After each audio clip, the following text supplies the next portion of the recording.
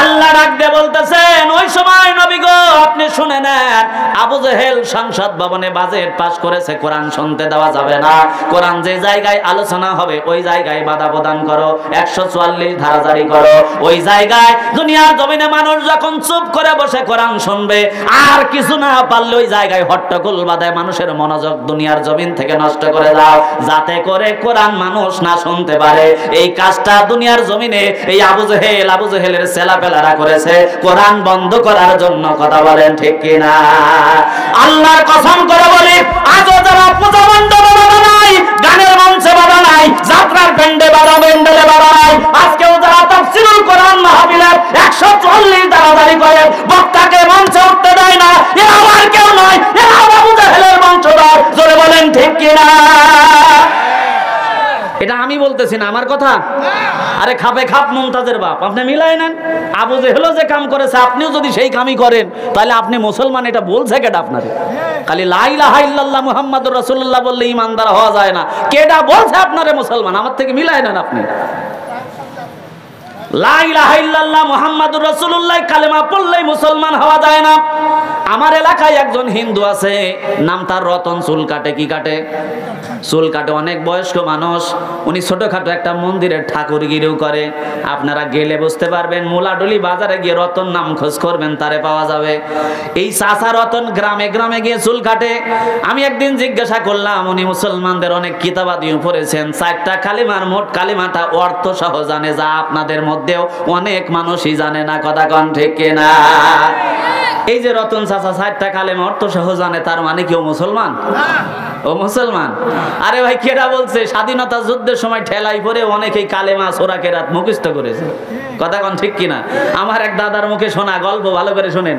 স্বাধীনতার যুদ্ধের সময় পাকিস্তানি মিলিটারি যদি খালি মুসলমান না এটা শোনে, হিন্দুর খবর পাইলো ঠাস করে গুলি করে মারিয়ে দিচ্ছে। ঘটনাক্রমে পাকিস্তানি ক্যাম্পের সামনে দিয়ে আসতেছে একটা হিন্দু, পরনে ধুতি পরা। এখনো চিন্তা করতেছে মরছিতে এবার ও যদি আমারে দেখে, আমার গেট আপ দেখেই তো বলবে হিন্দু, তাহলে তো আমার আর রক্ষা নাই। এখন করবোটা কি? শব্দবেশ ধারণ করি। এক বাড়িতে ঢুকে মুসলমান বন্ধুর থেকে একটা পায়জামা নিছে, একটা জুব্বা নিছে।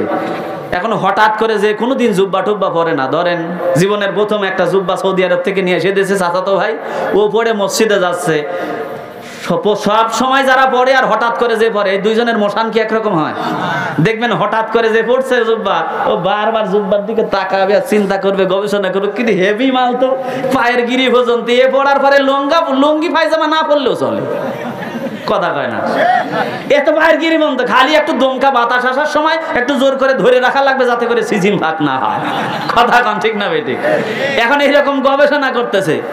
হিন্দু হঠাৎ করে জুব্বা পরছে, তোর মোশান দেখে ফেরে পাকিস্তানি মিলিটারি বলতেছে, এই আদমি রুখো, যারা একটু দাঁড়া, এত জোরে জোরে যাস কেন? এ ধর্মে আও, আমার কাছে আয়। এখন হিন্দু বলতেছে বাতাও। পাকিস্তানি মিলিটারি বলতেছে তুম মুসলিম হ। এখন হিন্দু যদি বলে না আমি হিন্দু, তাইলে এমনি হিন্দু, তারপর পড়েছিস আবার জুব্বা, মায়ের একটাও মাটির পড়বে না। কথা কন ঠিক কিনা? এখন হিন্দু বলতেছে হ্যাঁ মে মুসলিম হ। তোর চলন বলন আর এইরকম দেখে পাকিস্তানি মিলিটারির বিশ্বাস হচ্ছে না। এখন বলছে যে তুমি মুসলিম হো, বলে হ্যাঁ। পাকিস্তানি মিলিটারি এবার বলতেছে তো কালিমা বাতাও। এই পড়ে গেছে বেড়া জালে।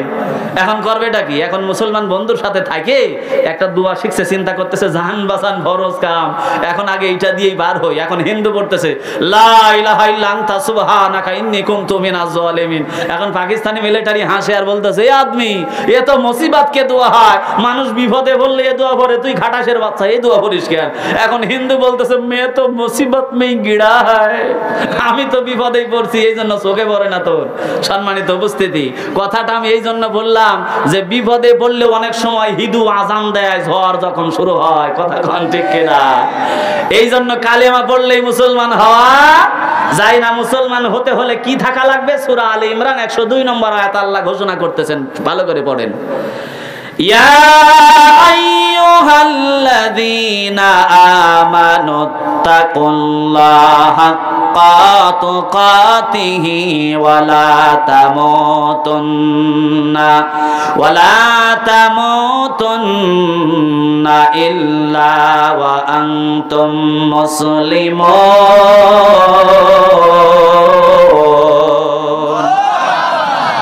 আয়াতটার দিকে লক্ষ্য করেন। আল্লাহ ডাক দিলেন, ইয়া আইয়ুহাল্লাযীনা আমানু, হে ঈমানদার যারা তোমরা কালেমার স্বীকৃতি দিয়েছো, যারা বলেছো লা ইলাহা ইল্লাল্লাহ, আল্লাহ তাদেরকে ডাক দিচ্ছেন। কথা বলেন ঠিক কিনা? আল্লাহ বলছেন যারা কালেমার উপরে স্বীকৃতি প্রদান করেছো ওই সমস্ত ঈমানদারদের ডেকে বলছি, ইয়া আইয়ুহাল্লাযীনা আমানু, তোমরা কি করো? ঈমানদারেরা, ওয়াত্তাকুল্লাহ, আমি আল্লাহরে ভয় করো, হাক্কা তুকাতিহি, ভয় করার মতো ভয় করো, ওয়ালা তামুতুন্না, তোমরা ততক্ষণ মৃত্যুবরণ করবে না। কি হইছে এই সাইডে আপনারা খালি এই দিকে তাকান, কি এখন কি সার্কাস খেলা হয় নাকি? হ্যাঁ, আমার দিকে তাকান, মনোযোগ নষ্ট হবে। কষ্ট লাগতেছে আপনাদের? আলোচনা খারাপ লাগতেছে? ওয়াজ তো শুরুই হয় নাই, সবে মাত্র দাওয়াত বাড়িতে গেলে দেখবেন আগে প্লেট দেয়। কি দেয়? প্লেট, তারপরে লবণ দিয়ে খাই ঘষ, তারপরে খাওয়া দাওয়া যা আসতেছে, ভাত দেব, তারপরে সজি দেব, ডিম ভাজা, মাছ ভাজি, গরুর গোস্ত, লাস্টে দই খাওয়ায় বাড়িতে পাঠায় দেবো। কতক্ষণ ঠিক না বেটি? এখন পর্যন্ত যা ওয়াজ হচ্ছে সবে মাত্র প্লেট ডলা হচ্ছে, আসল ওয়াজ এখনো শুরু। আমি ভিতরেই ঢুকি নাই, কারণ লোক আগের থেকে বাড়ছে না কমছে? আর একটু সামনের দিকে আগার পরে আমি ঢুকবো। রাজি আছেন তো সকলে? আরে ভাই, বাংলাদেশে যত বক্তা আছে সব বক্তাই তো কোরআন থেকে আলোচনা করে। কথা বলেন ঠিক না বেঠিক? তবে এক একজনের উপস্থাপনা এক এক রকম হয়ে থাকে। কথা বলেন ঠিক না বেঠিক? আমার বাদানরা লক্ষ্য করেন, এই আয়াতটার দিকে লক্ষ্য করেন। আল্লাহ ডাক দিলেন ঈমানদার বলে, আবার বলছেন ওয়ালা তামুতুন্না ইল্লা ওয়া আনতুম মুসলিমুন, আমি আল্লাহ ঘোষণা করে দিলাম ও ঈমানদারেরা, খবরদার তোমরা মুসলমান না হয়ে কবরে আসো না। কথা বলেন ঠিক কিনা? আল্লাহ ডাক দিলেন ঈমানদার বলে, আবার বলতেছেন মুসলমান না হয়ে কবরে আসো না। তার মানে বোঝা যায় প্রত্যেকটা লা ইলাহা ইল্লাল্লাহ পড়া মাল কিন্তু মুসলমান না। কথা বলেন ঠিক কিনা? এই রকম আজকে বাংলাদেশে অনেক আছে, লা ইলাহা ইল্লাল্লাহ বলা, টুপি মাথায় দেয়, আবার 80 ওয়াক্ত নফল নামাজও পড়ে। কথা কয় না? 80 রাকাত নফল নামাজও ঘুম পারে কোন সময়? কথা কয় না? 80 রাকাত নফল নামাজ আপনি চিন্তা করেছেন? ও যদি দিনে 80 রাকাত নফল নামাজ পড়ে, তারপরে ফরজ 5 ওয়াক্ত আছে। তবে সেই দিন একটু দেখলাম যে 2 রাকাতে সেজদা মারছে 9টা। এই হিসাব করে মনে হয় 80 রাকাত হয় অল্প সময়ের মধ্যে। কথা কন ঠিক না বেঠিক? আমার বাদানরা লক্ষ্য করেন, এই জন্য মুসলমান হতে আপনার কোয়ালিটি থাকা লাগবে। কোয়ালিটিটাই আয়াতের মধ্যে প্রথম যা শুরুতেই আল্লাহ বললেন ওয়াত্তাকুল্লাহ, যাদের অন্তরে আল্লাহর ভয় থাকবে তারাই হলো প্রকৃত মুসলমান। কথা বলেন ঠিক কিনা? তাহলে আজকে যারা তাফসিরুল কোরআন মাহফিল বাদ দিয়ে বাড়িতে বসে আছে, তাদের ভিতরে কি আল্লাহর ভয় আছে? বোঝা যায় আছে। যারা আজকের মাহফিল বাদ দিয়ে মিষ্টির দোকানে জিলাপির বেচে পড়ে গেছে, ওদের ভিতরে কি আল্লাহর ভয় আছে? তার মানে বোঝা যায় এরা শুধু লা ইলাহা ইল্লাল্লাহ পড়া খোলসধারী মুসলমান। আর যারা অরিজিনাল আল্লাহর ভয়ে হিসাব দেওয়া লাগবে চিন্তা করে আজকের মাহফিলে বসে গেছে, এইগুলাই হলো সাচ্চা ইমানদার মুসলমান। কথা বলেন ঠিক কিনা? আসলেই তো হওয়ার কথা, কোরআন থাকবে যেখানে মুসলমান থাকবে। এইবার আসেন, লোক আগের থেকে একটু বাড়ছে। মিষ্টির দোকানের লোক মনে করতেছে এখানে বোধহয় লোকজন সংখ্যা নাই, হুজুর একলা একলাই চিল্লাচ্ছে। এই জন্য এখানে জানান দেওয়ার জন্য লোক যেখানে আছে সকলেই একটু হাতাটা গোছান গোছান গোছান। হ্যাঁ গোছান, 2টা হাত টান টান করেন। যার হাতগুলি নড়বে গোনাগুলি ঝরবে, এরকম করে নাড়া নেই। যে দেখেন এই ছবি কিনতে পাওয়া যাবে না রে বা। হ্যাঁ, এবার আমি তাকবীর দেব, সাথে 60 মারবে, নাচতে না, জোরে লিল্লাহ তাকবীর। যথাযথ আওয়াজ হয় নাই, ব্যাটারি প্রথমে চার্জ দেওয়া তো, আর একটু জোরে দেন লিল্লাহ তাকবীর। আল কোরআনের আলো ঘোড়ার ডিম হয়েছে, ঘরে ঘরে জ্বলাতে সলতি বুঝাইছেন, সংসদে জ্বলো। কি জন্য সংসদে জ্বালাবেন সেটা পরে বলতে, আগে বলেন সংসদে জ্বলো। আল কোরআনের আলো, কোরআন আছে যেখানে। আলহামদুলিল্লাহ, সংসদে বলো, এই কথাটা শুনে মনে হয় অনেকেই চিন্তা করতেছেন কি রে, এতদিন তো আমরা ঘরেই জ্বালাইলাম। ঘরে তো জ্বালাবেনি, সংসদে জ্বললে অটোমেটিক ঘরে জ্বলবে। কথা কন ঠিক না বেঠিক? এক্সাম্পল ভালো করে মনে করেন, আমাদের প্রধানমন্ত্রী জননেত্রী শেখ হাসিনা, উনি মুসলমান না? আরে খারাপ কথা বলবো না, ভয়ের কোনো কারণ নেই। আপনার অত বড় বড় করে তাকানকে। জননেত্রী শেখ হাসিনা উনি মুসলমানের বাচ্চা না? উনার নিজের বক্তব্য আমার শোনা, উনি বলেছেন যে আমি সকালবেলা ফজরের নামাজ পড়ে কোরআন তেলাওয়াত করে দিনের কাজ শুরু করি। কথা খান ঠিক না বেঠিক? এটা ওনার বক্তব্য। ওই মুসলমান আমাদের প্রধানমন্ত্রী, উনি যদি আজকে সংসদ ভবনে উঠে বলে ও বাংলাদেশের মুসলমানেরা, আমি মুসলমানের বাচ্চা, আমি নিজে নামাজ পড়ি। আজকে 2024 সালের সংসদের প্রথম অধিবেশনেই আমি ঘোষণা করে দিলাম, যত মুসলমান বাংলাদেশে আছে এরা যদি এক ওয়াক্ত নামাজ কাজা করে 1000 জরিমানা, 5 ওয়াক্ত করলে 5000 জরিমানা, আর অনাদায়ে যদি কেউ টাকা দিতে না পারে তাহলে 5 মাসের জেল। এই গাওয়াল যতটি মসজিদ আছে লোক ধরবে? এই হিসাব করে কোন লোক ধরবে? এখন আপনি মনে করতেছেন আরে আমি নামাজ না পড়লে দেখবে কেডা? না বাবু, তা হবে না। ইন্টেলিজেন্ট বাহিনী থাকবে, র‍্যাব থাকবে, সীতা থাকবে, কোবরা থাকবে। আপনি যদি মনে করেন আমি ল্যাপের তল থেকে বলবো হাইয়া আলাস সালাহ, হাইয়া আলাস সালাহ, তা হবে না। র‍্যাব আর গোয়েন্দা বাহিনী যদি জানতে পারে এই 2 নম্বরই করার জন্য আপনার বাড়তি আরো 5000 ফাইন ধরা হবে, মোট 10,000। কথা বলেন ঠিক কিনা? তাহলে দেখা যাবে যে মসজিদের জায়গা হচ্ছে না। আপনি দুনিয়ার জমিনে যদি বেড়ি খাচ্ছেন, রাস্তায় দাঁড়ায় খালি পুলিশের গাড়ির হুইসেল শুনবেন, প্যাপো কিসের বেড়ি ঠেরি, বেড়ি ফেলায় দিয়ে ওযু থাক আর না থাক আল্লাহু আকবার, কথা কয় না, ঠেলার নাম।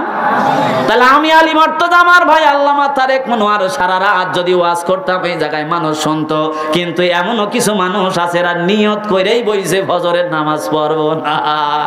কথা কোন ঠিক কিনা? আর সংসদ ভবনে যদি এই রকম রেড অ্যালার্ট জারি হয়ে যেত, নামাজ পড়া ছাড়া দুনিয়ার জমিনে কেউ নামাজের সময় বাইরে থাকতে পারতো না। কথা বলেন ঠিক কিনা? আমি আশ্চর্য হয়ে যাই, এই যে রমজান মাস গেল, এই রমজান মাসে একটা কাহিনী মনে পড়ে গেল। একটা লোক রমজান মাসে দেখবেন বেটা ছাওয়ালে পর্দা করে, কথা কয় না, সারা 12 মাস 11 মাস মি ছাওয়ালে পর্দা করে, রমজান মাসে বেটা ছাওয়ালে পর্দা করে। প্রত্যেকটা দোকানে দেখবেন চাদুয়া টাকানো আছে, আছে না? চাদুয়ার তলে ঢুকেই মাইরে মুখ মুছতে মুছতে বাইর হয়, আছে না এরকম প্লেয়ার? আমি ঘটনা কোন মোলাডলি বাজার থেকে বাইক নেই ভ্যানে, এই অটো ভ্যানে উঠবো, এখন দেখি আমার পরিচিত আমার গ্রামের একজন মায়ের দিয়ে মুখ মুছতে মুছতে বাইর হয়। আমি এখন দেখে না দেখার ভান করতেছি যে আমারে দেখলে তো লজ্জা পাবে। কথা কান ঠিক না? ঠিক। এখন এই বেটাই ঘটনাক্রমে এক ইফতার মাহফিলে গেছি, ও আমার সামনে বসা। এখন বসা বারবার ঘড়ি দেখতে স্যার বলতেছে আজকের দিনে খুব গরম পড়তেছে, আজকের দিন খুব গরম। আমার সামনে কিন্তু পর্দার তলে যা মারছে, আর ও বলতেছে আজকের দিন খুব গরম পড়তেছে, মানে ওর রোজা ধরে গেছে। কথা কন, ওরে না মারে ভাত খাওয়া যায়? হ্যাঁ, এইরকম মুসলমান বাংলাদেশে আছে না নাই? ইসলামী শাসন ব্যবস্থা যদি কায়েম থাকতো, বিয়াদবের মতো রাস্তায় এখানে সেখানে খাওয়া তো দূরের কথা, খাবার চিন্তাই করতে পারতো না। কথা বলেন ঠিক না ঠিক? সম্মানিত উপস্থিতি, আমার বাপজানেরা যারা কষ্ট করে এখানে বসেছেন তাদের জন্য সুসংবাদ দিয়ে আলোচনা শুরু করব, সেটাই বলছিলাম। আল্লাহ এবার আখেরাতের ময়দানে 2টা গ্রুপ ভাগ করবে, একটা হলো কোরআনের পক্ষের শক্তি, আর একটা হলো কোরআনের বিপক্ষের শক্তি। মনে আছে তো? এইবার কোরআনের পক্ষের শক্তি হবে তারা, কোরআন মেনেছে যারা, কোরআন অনুযায়ী নিজের জীবন গঠন করেছে যারা, আল্লাহ রাব্বুল আলামিন তাদেরকে জান্নাতের দিকে নিয়ে যেতে থাকবে। তাদের জন্য সুসংবাদ প্রথমেই হবে, তাদের পক্ষে আল্লাহর পক্ষ থেকে আল্লাহ নিজেই জান্নাতীদের সালাম দেবে। জোরে বলে সুবহানাল্লাহ। আল্লাহ পাক বলবেন সালামুন কাওলাম মির রাব্বির রহিম।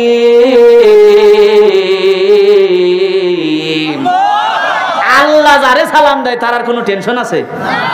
আল্লাহর পক্ষ থেকে এই জান্নাতীগুলোর জন্য সালাম আসবে, জান্নাতীদেরকে ফেরেশতারা নিয়ে যেতে থাকবে। আল্লাহ বলবে ও ফেরেশতারা থামো। দুনিয়ার জমিনে ইন্ডিয়া থেকে মোদি দাদা যখন বাংলাদেশে আসে, এরোপ্লেন থেকে একেবারে রুম পর্যন্ত লাল গালিচা দিয়ে একেবারে সাজানো হয়, ফুল ছিটানো হয়। কথা বলেন ঠিক কিনা? এটা তো সামান্য একটা দেশের রাষ্ট্রপতি, আর জান্নাতীরা এইরকম 70,000 রাষ্ট্রপতির চাইতেও বেশি সম্মানিত। কথা বলেন ঠিক না বেঠে? এই জান্নাতীরা জান্নাতের মধ্যে ঢুকবে, তা এমনি করে কেমনি হয়? ও ফেরেশতারা তাদেরকে সংবর্ধনা দেওয়ার ব্যবস্থা করো। জান্নাতীরা জান্নাতি গালিচা পেরে দেবে, 2 সাইড থেকে ফুল ছেটাতে থাকবে আর পড়বে সালামান সালামান সালামান। এই সংবর্ধনা দিয়ে জান্নাতীদেরকে জান্নাতের মধ্যে ঢোকানো হবে। জোরে বলে সুবহানাল্লাহ। ওই দিন ওই জান্নাতের ভিতরে পদার্পণ করবে তারা।